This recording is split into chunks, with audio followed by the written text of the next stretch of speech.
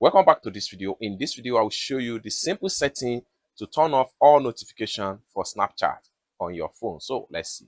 But before we dive into tutorial, if you find this tutorial useful and you are foreign into this channel, remember to click on that subscribe, turn on notification bell for more useful tutorial like this. So with that being said, let's get started. The very first thing you want to do is to head over to your phone settings. So I'm going to click on here to open up my phone settings.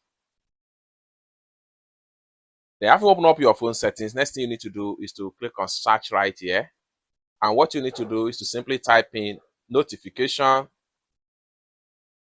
Then having typed in notification from the result right here, simply scroll down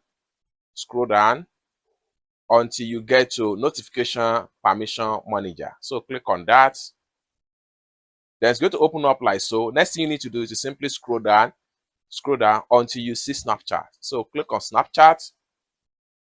It's going to take you right here. What you need to do right here is to simply turn off this toggle you had done. It's as simple as that. So basically, this is how to simply turn off notification for Snapchat. I hope you really got value for this video. If you find this video useful, give this video a big like, and also remember to subscribe to the channel for more useful tutorial like this.